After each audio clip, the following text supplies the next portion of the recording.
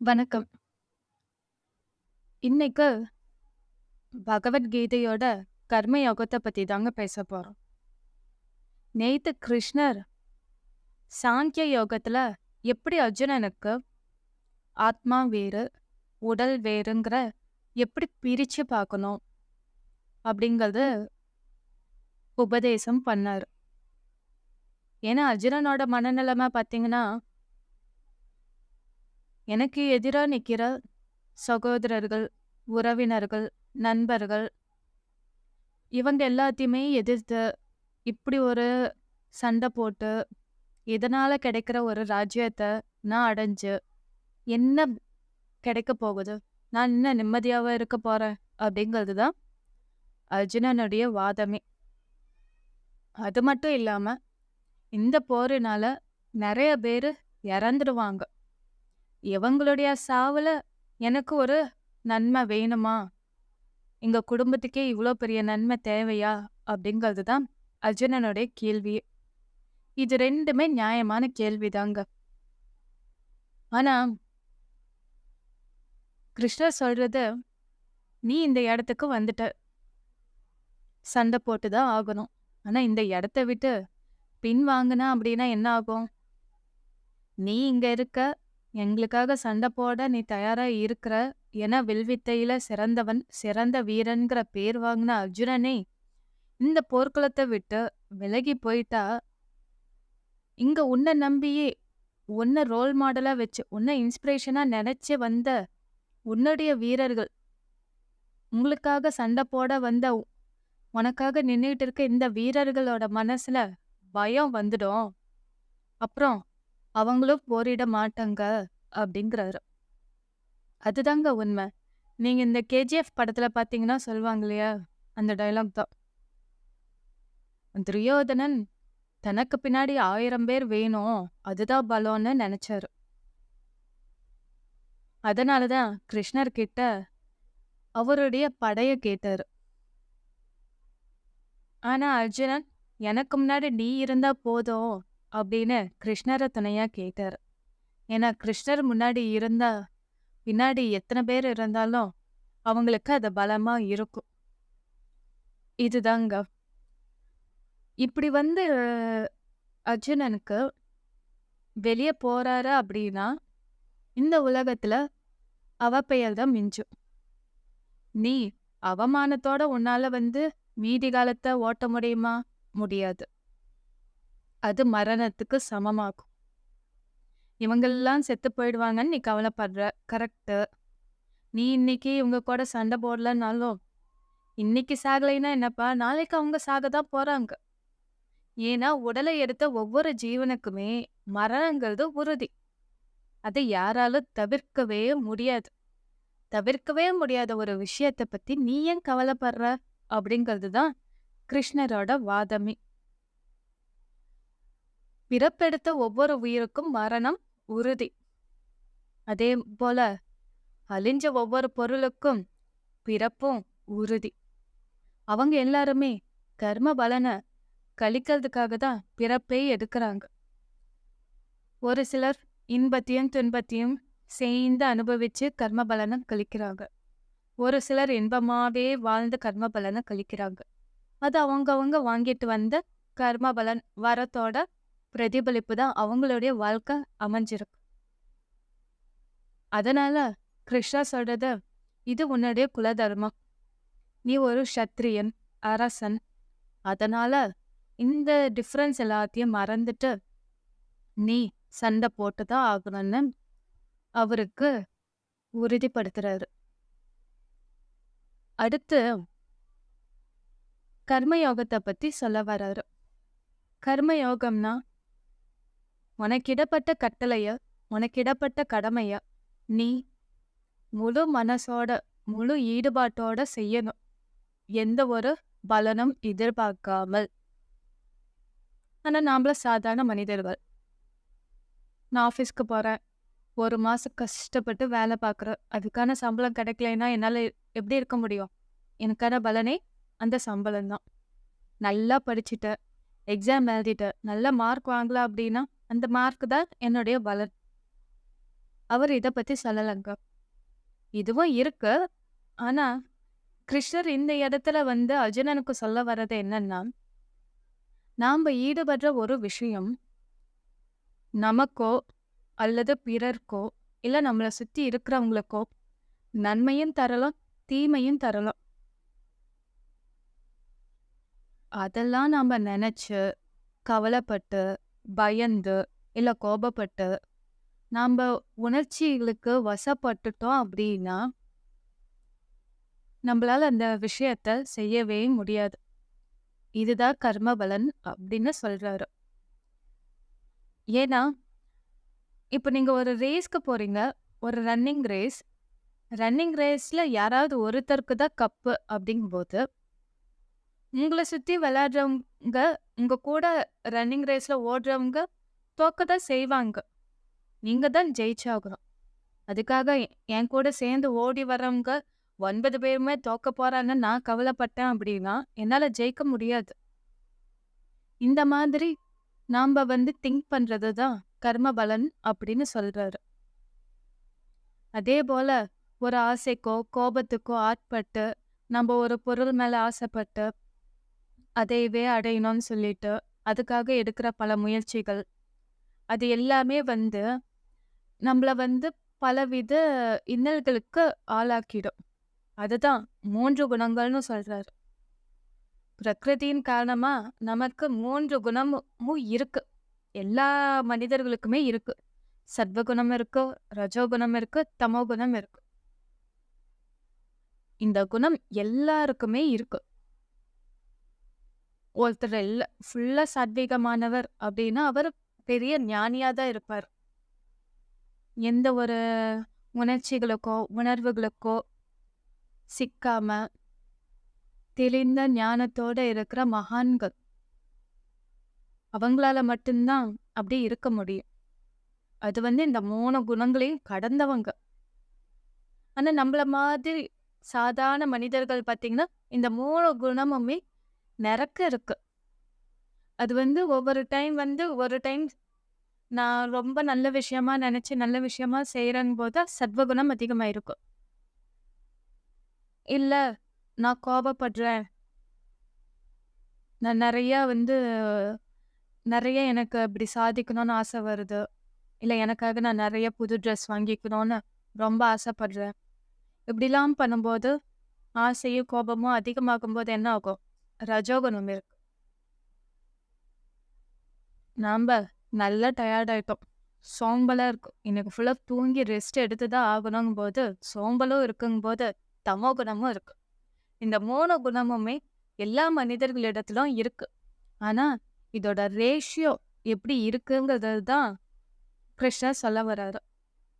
நீ தமோ குணத்தையும் அமுக்கிடு, ரஜோ குணத்தையும் அமுக்கிடு, சத்வ குணத்தை மட்டும் கொஞ்சம் மேல மேல வளர்த்துக்கோ. அதோட ரேஷியோ அதிகமா இருந்துச்சு அப்படின்னா, உன்னோட மனசு உன் கட்டுப்பாட்டுல இருக்கும். உன்னால உன் மனசு கட்டுப்பாட்டுல இருந்துச்சு அப்படின்னா, உன் மனசு என்ன சொல்லுதோ அதுதான் கண்ணு பார்க்கும்.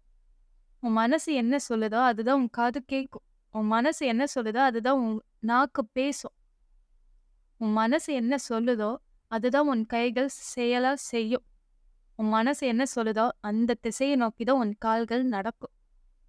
ஸோ அந்த மனசு முழுசா கட்டுப்படுத்தி வைக்கிறதுக்கு இந்த சத்வகுணம் ஹெல்ப் பண்ணுது. அதனால தான் இந்த ரேஷியோவை முடிஞ்ச அளவுக்கு அது எல்லாத்தையும் டம்ப் பண்ணிட்டு, தமோ குணத்தையும் ரஜோ குணத்தையும் டம்ப் பண்ணிட்டு, சத்வகுணத்தை நல்லா வளர்த்துக்கோங்க அப்படிங்கிறாரு. நம்ம எல்லாருக்குமே நம்மளுடைய கடமை செய்யறதுக்கு மட்டும்தான் உரிமை உண்டு. எனக்கு என்ன கடமை? ஒரு தாயா என் பொண்ணை நான் நல்லா பார்த்துக்கணும். என்னுடைய பெத்தவங்கள நான் நல்லா பார்த்துக்கணும். என் கூட பிறந்தவங்கள நான் நல்லா பார்த்துக்கணும். அவ்வளோதான். என் பிஸ்னஸை நான் நல்லா டெவலப் பண்ணி அதை அந்த வழியில நான் போகணும். இவ்வளோதாங்க. இந்த கடமையை நான் ஒழுங்கா செஞ்சாவே போதும்.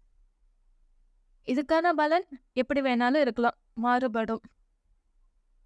இதனால பல பேரு கஷ்டப்படுறாங்க, திட்டுறாங்க, கோபப்படுறாங்க அப்படிங்கிறதுக்காகலாம் நான் வந்து என் கடமையில வந்து தவற முடியாது.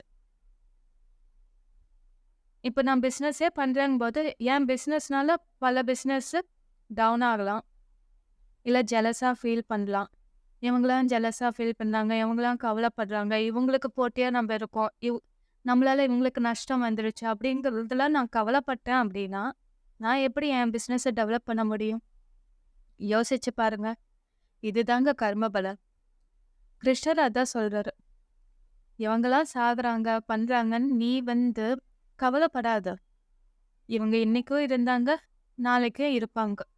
எந்த ஒரு ஆத்மாவும் அழிவதே இல்ல. அவங்க எடுத்திருக்கிற அந்த உடல் மட்டும்தான் அழியுது. அதுவும் அந்த கர்ம பலன் தீந்து விட்டு அழியுது. இவங்களாம் போர் புரியணும்னு வந்துட்டாங்க. ஒரு போர்க்களத்துக்குன்னு வந்த வீரர்கள் மரணத்தையும் தழுவக்கூடிய நிலைமை வரும்னு தெரிஞ்சுதான் இந்த இடத்துக்கே வராங்க. அப்படி இருக்கும்போது இத்தனை பேர் சாக போறாங்கன்னு நீ நினைச்சு, இதனால இத்தனை பின்விளைவுகள் வரும்னு நினைச்சு நீ கவலைப்படுறதுல எந்த ஒரு நியாயமுமே இல்ல. அதனால இந்த மாதிரி கர்ம பலனை நீ நினைக்காத. இத விட்டுட்டு உன்னுடைய கடமை என்ன? போர் செய்யணும். அவ்வளவுதான். சண்டை போடுறது. அத மட்டும் செய் அப்படின்னு தான் கிருஷ்ணன் சொல்றாரு. ஒரு மனுஷனோட மனநல தெளிவா இருந்துட்டா அவனால எல்லா விஷயத்தையும் திறம்பட செய்ய முடியும். அப்ப என்ன ஆகும்? ஆழ்கடல் போல அவனோட மனசு நிம்மதியா இருக்கும். அர்ஜுனன் ஒரு கேள்வி கேட்கிறாரு. சரி, நீ சொல்றபடியே பார்க்கலாம். ஞானமே உயர்ந்ததுன்னு வச்சுக்கிட்டா அப்படின்னாலும், நான் ஏன் இந்த கர்மத்தை செய்யணும்? ஏன் போரிடணும்? நான் நான் ஞானத்தோட வழியிலே இருந்து அதுவே ஃபாலோ பண்ணி நான் உன்னை அடைஞ்சிடலாமே அப்படிங்கிறது தான் அவரோட கேள்வி. ஏன்னா உலகத்துல 2 தரப்பட்ட மனிதர்கள் இருக்கிறாங்க. ஒரு சிலருக்கு ஞான மார்க்கம் தான் சிறந்தது. சன்னியாசிகள் இவங்களுக்கெல்லாம் மாறி அவங்களாம் பார்த்தீங்கன்னா முற்றிலும் திறந்துட்டாங்க. பகவானே சதா சர்வ காலமும் நினைச்சுக்கிட்டு இருக்காங்க. அவங்களால எல்லாத்தையுமே திறந்து வேட்டி அவங்களால ஈஸியா எமோஷன்ஸையும் கட்டுப்படுத்திக்க முடியும். தவம் பண்ண முடியும். அப்படி இருக்கிறவங்களுக்கு ஞான மார்க்கம் சாங்கிய யோகம் தான் சிறந்தது. ஆனா உன்ன மாதிரி இருக்கிறவங்க என்ன மாதிரி இருக்கிறவங்களுக்குலாம் என்னப்பா இது? நமக்குலாம் கர்ம யோகம் தான். இந்த கர்ம யோகத்தையும் நீ எந்த ஒரு பலனும் எதிர்பார்க்காம நீ செஞ்சினாவே போதும். ஏன்னா நன்மையோ தீமையோ வெற்றியோ தோல்வியோ எது வந்தா என்ன? நீ படுக்க அதை கடமைன்னு நினைச்சு செய். அதுவே உனக்கு மோட்சத்தை கொடுக்கும் அப்படிங்கிறது தான் கிருஷ்ணருடைய வாதமே. எந்த காலத்திலையும் கர்மத்தை துறக்க கூடாது. அதாவது அர்ஜுனன் போரிடணும்னு இதுல இருந்து நான் விலகிடுறேன்னு சொன்னாரு பாத்தீங்களா? அது மாதிரி தான். நமக்குன்னு விதிக்கப்பட்ட கடமையில இருந்து எந்த காலத்திலையும் எக்காரணத்தை கொண்டும் நம்ம விலகி போகவே கூடாது. ஏன்னா அதனுடைய பின்விளைவுகள் ரொம்ப மோசமானதா தான் இருக்கும். அதை நம்மளால ஏத்துக்கவும் முடியாது, ஃபேஸ் பண்ணவும் முடியாது. அதனால அந்த கடமைய நாம முழு மனசோட செஞ்சு அதை அக்செப்ட் பண்ணிக்கிறது தான் நமக்கு இருக்கிற ஒரே வழி. அடுத்து மனிதர்கள் நம்மள மாதிரி மனிதர்களுக்கு பகவான் ஒரு வழி வச்சிருக்காரு. யாகம் நடத்துறது. கிருஷ்ணர் பார்த்தீங்கன்னா இந்திரனுக்கு நீங்க யாகம் செய்யாதீங்க, கோவர்தன மலைக்கு செய்யுங்கன்ட்டு சொன்னார் இல்லையா? அது மாதிரி தாங்க. ஏன்னா நமக்கெல்லாம் பார்த்தீங்கன்னா நிறைய பிராமணர்கள் இருக்கிறாங்க. அவங்க கணபதி ஹோமம் நிறைய ஹோமம் செய்வாங்க. நல்லா வியாபாரம் செழிக்கிறதுக்கு ஹோமம், குழந்தை பெக்கணுங்கிறதுக்கு ஹோமம், கல்யாணம் சீக்கிரமா நடக்கணுங்கிறதுக்கு ஹோமம், அப்புறம் பரிகாரம் எல்லாம் பண்றதுக்கு ஹோமம். இந்த மாதிரி நிறைய யாகம் இருக்கு, எல்லாமே இருக்கு. அதெல்லாம் நீங்க செய்யலாம். செஞ்சு அதுக்கான பலன் உங்களுக்கு கிடைக்கும். நீங்க அதுக்கான பொருளை நீங்க செலவு பண்ணி எந்த ஒரு தேவதைய அக்னியை வழிபடுறீங்களோ, இல்லை இந்திரனை வழிபடுறீங்களோ, இல்லை மழை பெய்யணுங்கிறதுக்காக ஒரு யாகம் செய்கிறீங்களோ, அத நீங்க செய்யும்போது தேவர்கள் உங்களுக்கு உதவுவாங்க. நீங்க தேவர்களுக்கு அந்த அவிர்வாகத்த குடுத்து அவங்களுக்கு நீங்க ஹெல்ப் பண்றீங்க. 2 பேரும் இந்த பண்டமாற்று முறையில நீங்க ஒருத்தருக்கு ஒருத்தர் துணையா இருக்கணுங்கிறதுக்காக விதிக்கப்பட்டது இந்த யாகம், யக்ஞம் எல்லாமே அப்படின்னு சொல்றாரு. அடுத்து அவர் ஒரு விஷயத்த சொல்றாரு. ஜனகர் கர்ம யோகத்தின் மூலமா தான் ஆத்ம தரிசனமே அடைஞ்சாருன்னு. ஆத்ம தரிசனம்னா என்ன? நம்மளோட அறிவுக்கு எட்டாத ஒரு விஷயம் தான். ஆனா, நாம லைஃப்ல இந்த ஆத்மாவுக்கும், உடலுக்கும் உள்ள வேறுபாட்ட நாம புரிஞ்சுகிட்டு, அப்பப்ப நமக்கு ஞாபகம் வரும்போது, நம்ம அத அப்ளை பண்ண ஆரம்பிச்சுட்டோம்னாவே, நமக்கு அந்த ஆத்ம தரிசனம் கூடிய சீக்கிரம் கிடைக்கும். நமக்கு நாமெல்லாம் பார்த்தீங்க அப்டின்னா, நெறைய மகான்களோட சரித்திரம் எல்லாமே பார்த்திருப்பீங்க. மகாபெரியவா, சாய்பாபா இவங்க எல்லாருமே வந்து நெறைய பூஜை பண்ணியிருக்காங்க, யாகம் நடத்தியிருக்காங்க. அவங்களுக்கு அந்தந்த இடத்துல அவங்க என்ன விஷயம் செய்யணுமோ, என்ன வேலை செய்யணுமோ, அத தொடர்ந்து அவங்க செஞ்சுக்கிட்டு தான் வந்தாங்க. அவங்கள மகான்கள். நான் மகான். எனக்கெல்லாம் வந்து இந்த கர்மங்களே கிடையாது. நான்லாம் இதெல்லாம் செய்ய மாட்டேன்னு அவங்க யாருமே அத வந்து தவிர்க்கவே கிடையாது. யோசிச்சு பாருங்க. அவங்களுக்கெல்லாம் வந்து உடம்பு சரியில்லாம போனது அது அப்ப கூட அத போக்கிக்கிறதுக்குரிய ஞானமும், பவர்ஸும் அவங்களுக்கு இருந்தாலும், அத அவங்க அனுபவிச்சாங்க. ஏன்னா, அவங்களுக்கு அது தெரியும். இது உடல் சம்மந்தப்பட்டது தான், ஆத்மாவுக்கு அல்ல. இது நம்முடைய கர்ம பலன தீர்ப்பதற்காக தான் நாம அத செய்யறோம் அப்படின்னு அத முழு மனசோட ஏத்துக்கிட்டாங்க. நீங்க ராமகிருஷ்ண பரமஹம்சர எடுத்துக்கிட்டாலும் சரி, அவரெல்லாம் உடம்பு சரியில்லாம இருந்தாரு. ரமண மகரிஷி, இவங்க எல்லாருமே அந்த காலகட்டத்துல அத அப்படியே தான் அக்செப்ட் பண்ணிக்கிட்டாங்க. அதுலருந்து அவங்க ஓடவும் இல்ல, ஒளியவும் இல்லைங்க.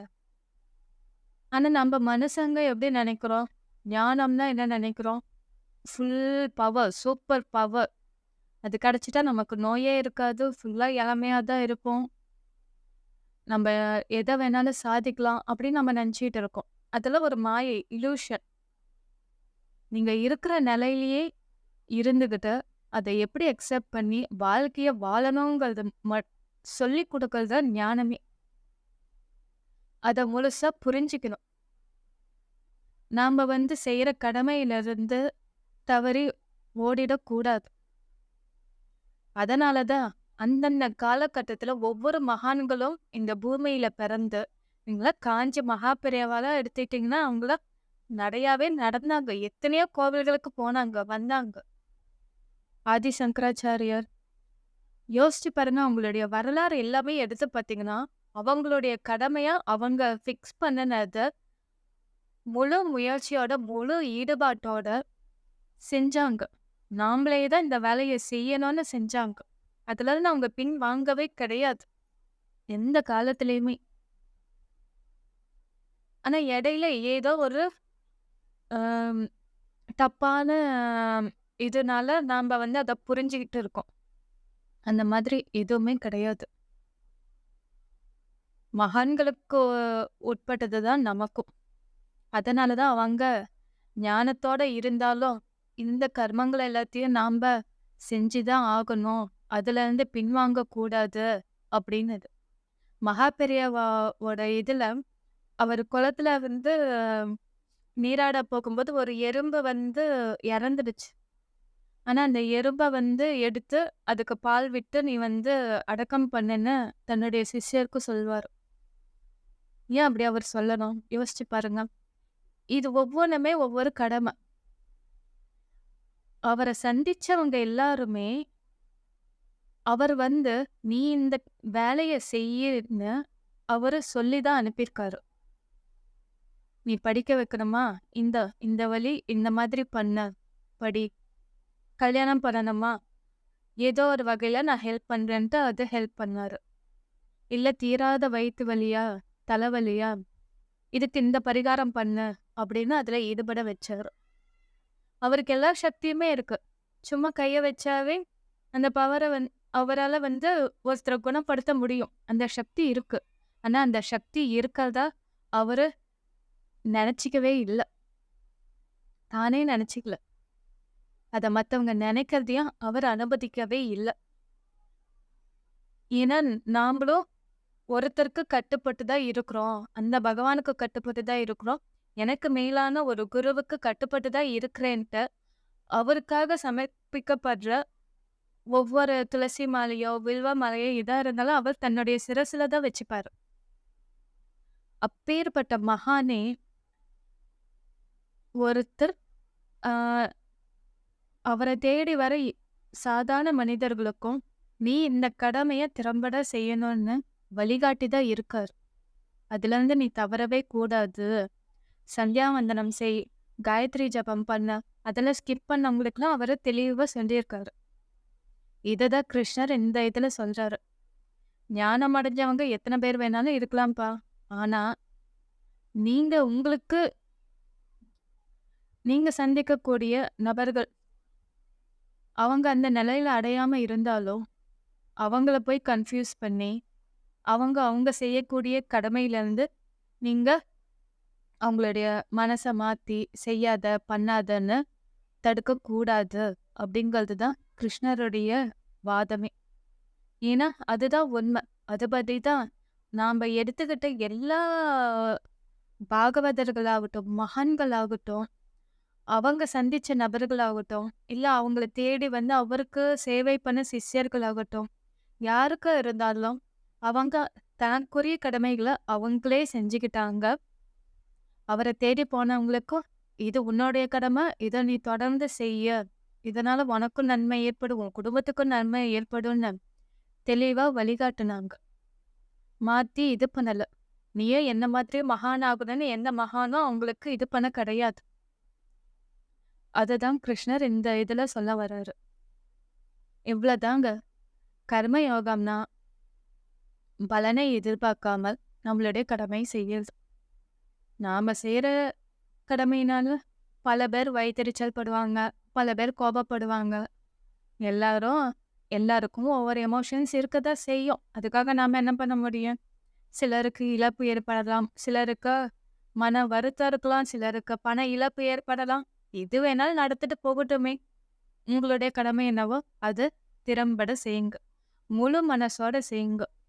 எந்த ஒரு ஆம், ஆசைக்கோ, கோபத்துக்கோ இடம் கொடுத்தீங்க அப்படின்னா, மனசு கலக்கமடையும். அதுதான் வந்து கிருஷ்ணர் சொல்லியிருக்காரு. மனசு கலக்கம் அடைஞ்சதுன்னா, புத்தி வேலை செய்யாது. புத்தி வேலை செய்யலைன்னா, அவனால செயல சிறப்பா செய்யவே முடியாது.